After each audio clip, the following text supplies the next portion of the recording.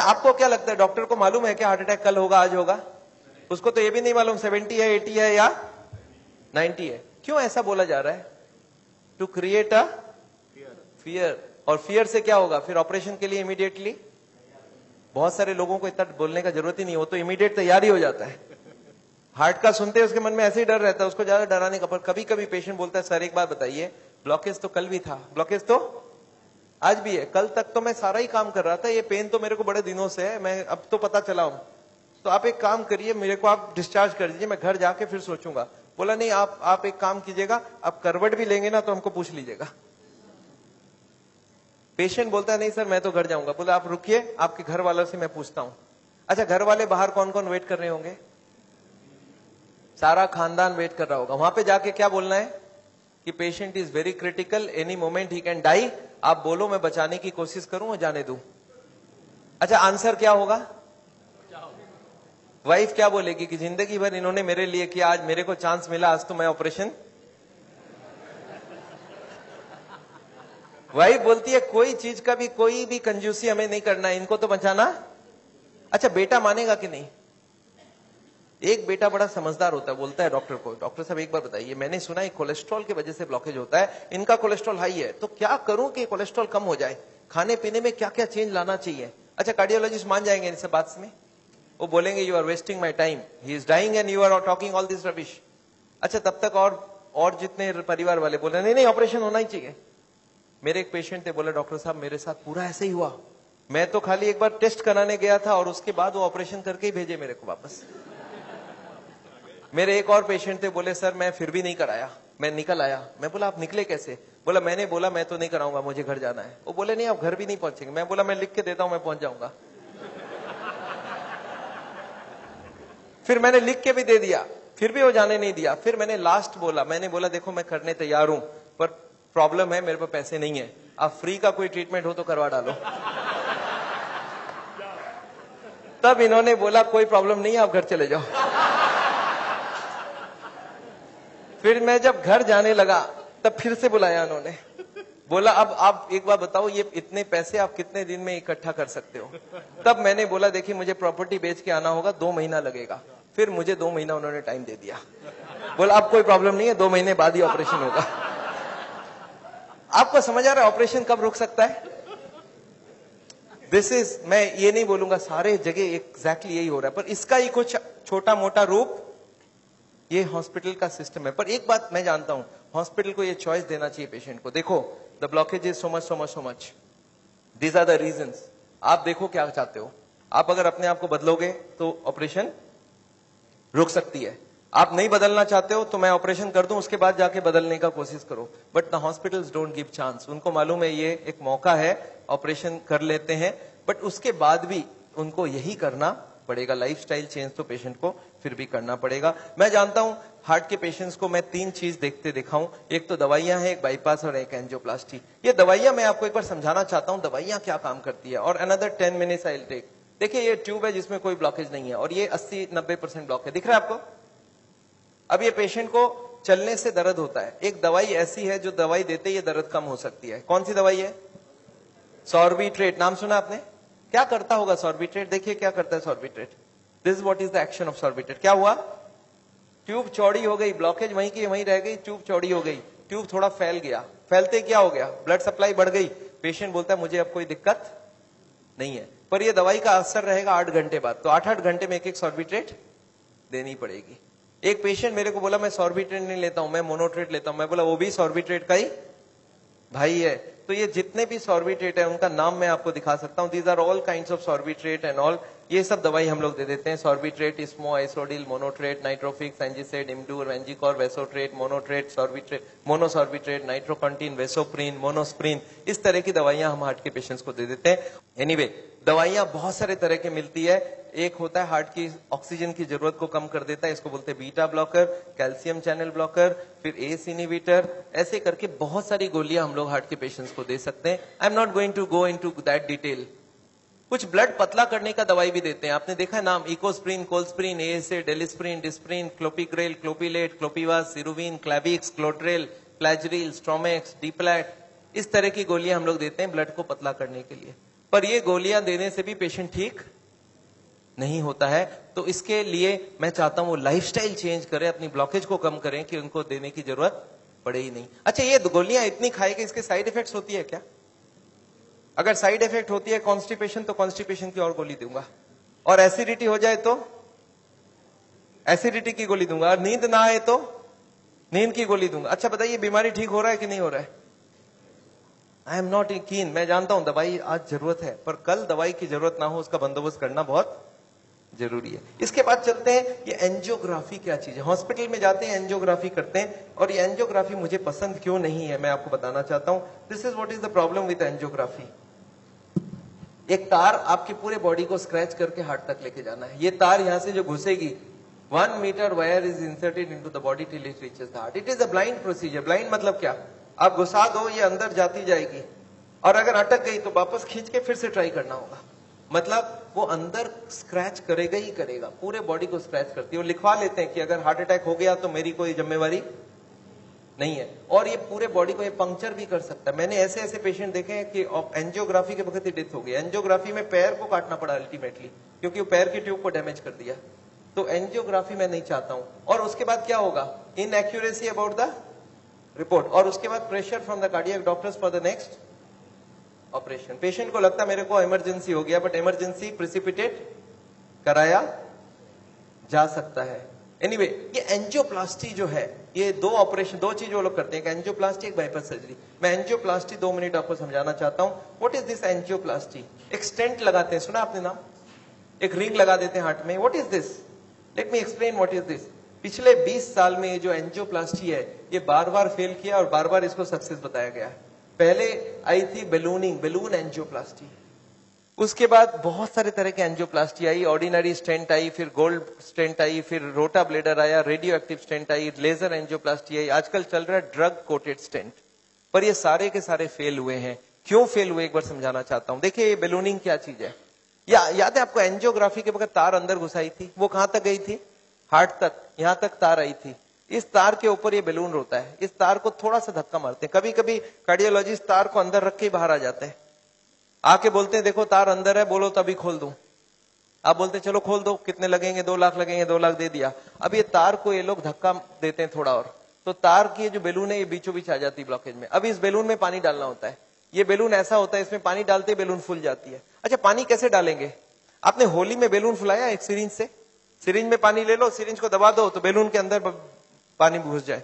तो बाहर से सिरिंज से पानी डालेंगे तो बेलून क्या होगा? फूल जाएगी। फूलते ही ब्लॉकेज कहां गई? साइड में दब जाएगा, ऊपर कंप्रेस्ड हो जाएगी, नीचे कंप्रेस्ड हो जाएगी। अच्छा, ये बेलून को जब पानी निकाल लेंगे तो क्या होगा? बेलून को वहां पे 2-4 सेकंड से ज्यादा नहीं रख सकते, क्योंकि हार्ट अटैक हो जाएगी, 100 हो जाएगी ब्लॉकेज। तो बेलून में पानी डाला और सिरिंज से वापस पानी खींच लिया। जैसे ही पानी खींचा, बेलून वापस चिपक गई, तार को पकड़ के बाहर निकाल लिया। Angioplasty is over. आपको समझ आ रहा है क्या करना पड़ा?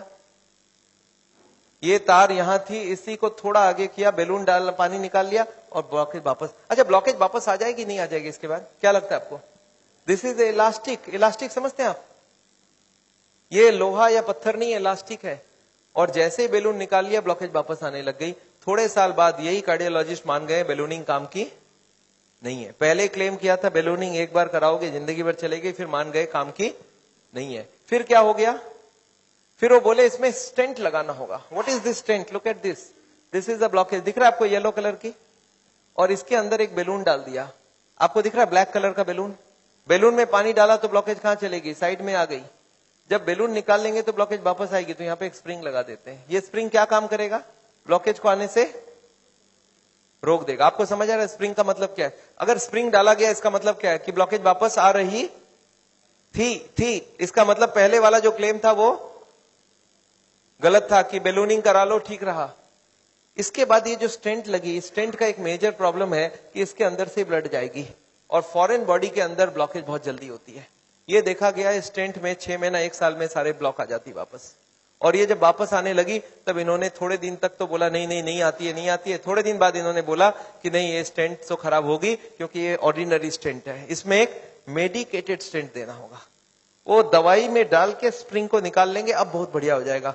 तो ड्रग की कोटिंग चल जाए। आपने देखा है चांदी के गहने में सोने की कोटिंग चढ़ाते हैं, तो वो स्प्रिंग के ऊपर कोटिंग चढ़ा देते हैं और वो कोटिंग चढ़ा के लगा दिया, पर इसके बाद भी ये फॉरेन बॉडी ही रही, इसमें वही का वही रिजल्ट आया है। अभी लेटेस्ट है कि 66% people with in 1 year will come back with a reblockage. इसके बाद है बाईपास सर्जरी, एक बहुत बड़ी सर्जरी होती है। देखिए बाईपास सर्जरी मैं इसलिए नहीं चाहता हूं, एक बहुत बड़ा सर्जरी है। एक पूरे चेस्ट को काटो और इसको काट के, इसको चाकू से नहीं कटेगा, इसमें आड़ी से कटेगी। आड़ी समझते हैं आप? आपने मार्बल फिटिंग के वक्त एक देखा गोल चक्का लेके घूमते हैं, ऐसा एक लगा के ये पूरा खुलेगी, इसको अंदर से ऐसे जैक करके ऐसे खोलेगा, अंदर में हार्ट को रोक के उसमें ऑपरेशन होगी। और हार्ट को रोकेंगे तो एक मशीन से पूरे बॉडी को ब्लड जाएगा, इसको बोलते हैं हार्ट लंग मशीन, उसमें कुछ ब्लड डाल के उससे चलाना होगा। And during this time the operation has to take place, but this operation is very complicated. Luck अच्छा हो तब ठीक है, नहीं तो कुछ ना कुछ कॉम्प्लिकेशंस रहती है, बहुत सारे लोगों की जान भी जाती है। पर ऑपरेशन के बाद क्या होगा ये देखिए, ऑपरेशन के बाद क्या होगा। ये ट्यूब जो ब्लॉकेज है वो यहीं रह गई, उसके जगह नई ट्यूब लग गई। तो ये ब्लॉकेज के जगह नई ट्यूब लग गई तो क्या हो गया, बाईपास हो गया। पर ये नई ट्यूब में फिर कभी ब्लॉकेज आएगा कि नहीं, आपको क्या लगता है? ये नई ट्यूब में फिर से ब्लॉकेज आती है। अच्छा अब तो 40 साल बाद ही आएगी ना, पिछले बार कितने साल लगी थी आपको याद है? देखिए एक वाई का जवाब सोच के देखिए, ओरिजिनल ट्यूब में कितने साल में ब्लॉकेज हुई थी? 20 से 40 साल। तो कितनी स्पीड रही? 2 से 4%, 6% पर ईयर। और एंजियोप्लास्टी के बाद अगर 2 साल में वापस रीब्लॉकेज होती है तो कितने साल हो गई? 40% पर ईयर। और बाईपास के बाद अगर 5 साल में रीब्लॉकेज आती है तो 20% पर ईयर। जो ट्यूब ओरिजिनली 2% की ब्लॉकेज कर रही थी वो अब ऑपरेशन के बाद उसकी स्पीड क्यों बढ़ गया? क्योंकि अब वो ओरिजिनल नहीं रहा। हमारी बॉडी को जब तक ओरिजिनल रखो तब तक अच्छी बात है। हमारे प्राइम मिनिस्टर ने भी 2 बाईपास कराई है, एंजियोप्लास्टी 5 स्टेंट लगाई है, पर मैं जानता हूं उसके बाद भी तो फिर से कराना पड़ा। एक बार कर लिया, दूसरी बार कराए, कब तक करा सकता आदमी? और मैं जानता हूं बॉडी में एक बार कॉम्प्लिकेशन कराना, उनके लिए तो चलो बहुत बड़ा टीम लगेगा, हर आदमी के लिए इतनी बड़ी टीम नहीं भी लग सकती है और इतना बड़ा ऑपरेशन नहीं भी कर सकते ठीक से। पर मैं जानता हूं अगर ऑपरेशन बिना ही हमारी काम बन जाए, अगर हम लाइफस्टाइल को ही चेंज करके कर सकते हैं तो हम ऑपरेशन क्यों करवाएं? And this is what is the contention. Nevertheless मैं हार्ट के पेशेंट को एक ही चीज समझाता हूं कि ब्लॉकेज अगर रिवर्स करना है तो उसके लिए थोड़ा आपको एक्यूरेसी करना होगा। What is this accuracy? You understand? This is the accuracy. इस पिक्चर को आपने देखा है, इसमें एक्यूरेसी लिखा है, कितना एक्यूरेसी है इसका मतलब? मैं आपको समझाता हूं। ये एक ड्रम है, ये ड्रम में मैं पानी भरना चाहता हूं और इसमें 15 छेद है। आप बताइए कितनी छेद बंद करने से ड्रम भरेगी? याद है 15 कारण है। अब इसमें से कितने को कंट्रोल करूं कि ड्रम भर जाए? सारे को करना होगा। अच्छा मैं हार्ट के पेशेंट्स को क्या देखता हूं, उनको कुछ मालूम भी नहीं है इसके बारे में। वो क्या बोलते हैं, मेरा कोलेस्ट्रॉल कंट्रोल है, ट्राइग्लिसराइड ज्यादा है, शुगर कंट्रोल है, बीपी ज्यादा है। मैं बोला ऐसे नहीं चलेगा, सारे होल बंद चाहिए मुझे। बोलते मैं थोड़ा थोड़ा करूं तो कैसा चलेगा? मैं बोला थोड़ा थोड़ा से काम नहीं चलेगा। बोलते मेरा बीपी कम किया हूं पर पूरा कम नहीं कर रहा हूं, 120 नहीं ला रहा हूं, 140 ही रखा हूं। मैं बोला नहीं चलेगा, मुझे सारे फैक्टर्स एक साथ कंट्रोल चाहिए। हाँ इसके लिए शुगर, बीपी, कोलेस्ट्रॉल, ट्राइग्लिसराइड आपसे कम नहीं हो रहा, मैं दवाई देके कम कर देता हूं। पर स्मोकिंग आपको पूरा ही बंद करना होगा, खाने में तेल आपको बंद करना होगा, एक्सरसाइज आपको करना पड़ेगा, ओवरवेट कम करना होगा, खाना पीना में फाइबर ज्यादा डालना होगा। अच्छा ये सब संभव है क्या लोगों के लिए? यस, क्या प्रॉब्लम है? ये तो सिंपल सी बात है, इसको क्यों नहीं कर सकते? क्यों नहीं सिगरेट बंद कर सकते? क्यों नहीं मीट बंद कर सकते? क्यों नहीं तेल घी छोड़ के आप अलग तरीके से खाना बना सकते हैं? तो all these if you do there is no problem. Nevertheless मैं जानता हूं, एक और छोटा सा चीज आपको बताना चाहता हूं। अभी एक और नई जो टेक्नोलॉजी आ गई है, आदमी को मैं सोचता था बिना काटे कुछ हो सके। ये हमारी कुकिंग की क्लास है, this is a cooking class. मैं हार्ट के पेशेंट्स को ट्रेनिंग देता हूं। This is my dietitian teaching cooking, 0 oil cooking to the patients wifes. मैं हार्ट के पेशेंट्स को योगा सिखाता हूं। मैं बोलता हूं कैसे भी करो, योगा करो, आप योगा करने की बहुत जरूरी है। उसके साथ उनको क्या करना चाहिए, क्या नहीं करना चाहिए, कितनी सामान उठानी चाहिए, गाड़ी चलानी चाहिए, स्कूटर चलाना चाहिए, ऑफिस जाओ तो क्या प्रिकॉशन लो, दादर चढ़ो तो क्या प्रिकॉशन लो, आगे कौन सी योगा करो, कब तक करो, कौन सी मेडिसिन लो, कब तक लो। एंड फॉर दिस हाँ मैं एक मैगजीन भी निकालता हूं, इसका नाम है साउल टाइम्स। ये मैगजीन मैं हर महीने निकालता हूं, दिल्ली से निकलती है, हिंदी और इंग्लिश में। अच्छा आपको एक फॉर्म दिया गया है क्या? ऐसा देखिए तो, have you got a form like this? ये फॉर्म में अगर आप अपने नाम एड्रेस भर के देंगे तो आपको ये मैगजीन आगे आपको मिलता रहेगा हर महीने। हिंदी में इंग्लिश में दोनों में मैगजीन है। और इसके साथ एक छोटा सा और क्वेश्चन ये रखा है कि यहाँ पे अगर हम लोग ऐसा कोई कैंप करवाएं, So how many people will be interested to join such a camp? एक दिन का या 2 दिन का ऐसा एक कैंप अगर हम करवाएं तो कोई इंटरेस्टेड हो तो प्लीज फिल इट अप. मेरे को लोग बोलते हैं डॉक्टर साहब इतनी सारी बातें अगर कैसे याद रखूंगा. मैंने बहुत मोटी मोटी किताब लिखी है. आदमी बोलता है सर छोटा सा कुछ दीजिए ना कॉपी. तो मैंने एक ऐसी किताब बनाई है जिसका नाम है पॉकेट गाइड. एक 30 रुपीज की किताब है. कोई 2 घंटा बैठ के पढ़ ले तो जितनी बातें मैंने बताई है सब इसमें लिख के रखा है. So this book I have brought over here. मेरे ख्याल से बाकी बुक्स तो मैं नहीं ला सकता हूं क्योंकि hundreds of books are there. तो मैं ये बुक लाया हूं. कोई को लगता है कि मैं पढ़ना चाहता हूं और कोई को पढ़ाना चाहता हूं. हार्ट के पेशेंट को जरूर पढ़ाइए. 30 रुपीज की गिफ्ट होती है. You can give it to anybody and they will learn things from the book.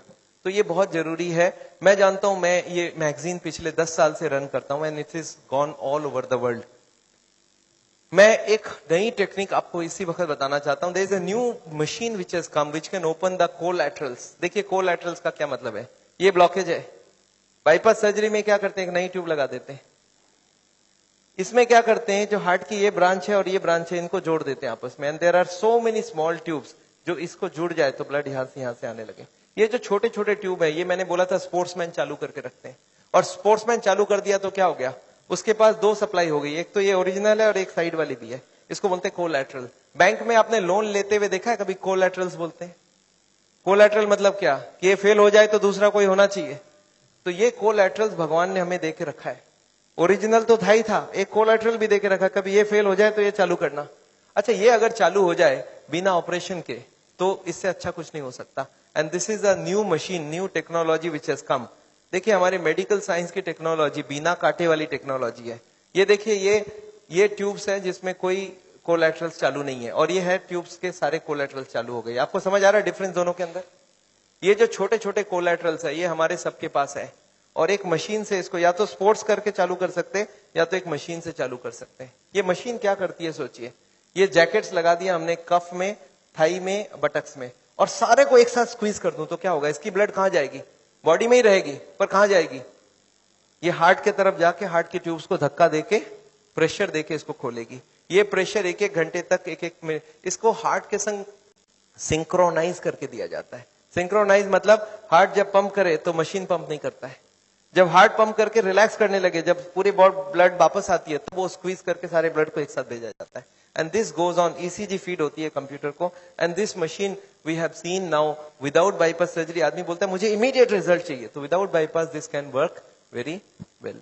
तो इसको हम लोग बोलते हैं नेचुरल बाईपास. नेचुरल बाईपास समझ रहे, भगवान ने ऑलरेडी नेचुरल बाईपास हमें दे के रखी है. स्पोर्ट्समैन चालू करके रखा है. तो आप हार्ट के पेशेंट हो, आप चालू करो, आपके पास कोलैटरल आ गई तो ओरिजिनल नहीं भी होगा तो भी काम चल जाएगी. और एक मैं जैसे ही, हाँ एक और ट्रीटमेंट आई है जिसको हम लोग बोलते हैं बायोकेमिकल क्लीनिंग. ये अभी बहुत अच्छी रिजल्ट आ सकती है. कुछ केमिकल अंदर डाल के ब्लड में उसको अंदर से गला लिया जाए. जैसे किचन में आपने सुना नाली जाम हो जाए तो क्या करते हैं हम लोग, कुछ केमिकल डालते हैं अंदर से. तो ये केमिकल की भी ट्रीटमेंट आजकल चल रही है. बट अभी भी इसका रिजल्ट हर आदमी में सेम नहीं आता है, but result are still there. बहुत सारे ऐसे पेशेंट है जो 30-40% तक ब्लॉकेज इससे कम हो सकती है. नेवरदिलेस मैं समझता हूं मैंने बहुत सारा लेक्चर आपको दे दिया है. कोई ने मेरे को बोला था एक बार कि डॉक्टर साहब कभी भी किसी को आधे घंटे से ज्यादा लेक्चर मत दिया कीजिए. मैंने बोला क्यों, बोला आपने स्कूल, उसके बाद दिमाग काम नहीं करता है. मैंने बोला क्यों ऐसा बोल रहे हैं, बोलता आपने स्कूल कॉलेज में देखा है कभी भी पीरियड्स 40 मिनट से ज्यादा नहीं रखते हैं, उसमें 5 मिनट आने जाने का वेस्टेज गिन लो, आधे घंटे ही चलेगा दिमाग. मैं बोला पर मैंने देखा आप टीवी देखते हो तो 2-3 घंटा देखते हो एक साथ. बोलते नहीं वो इंटरेस्टिंग हो तो देखते हैं. तो मैं जानता हूं आप हमारे साथ बैठे हैं 2 घंटे के लिए और आपको जरूर इंटरेस्टिंग लगा होगा. मैं फिर से धन्यवाद देना चाहता हूं ये हॉल को अरेंज जिन लोग ने किया उनको, श्री माफत लाल जी को जिन्होंने आपके लिए ये लेक्चर कराया है. और अगर आपको लेक्चर अच्छा लगा तो उनके लिए फिर से एक बार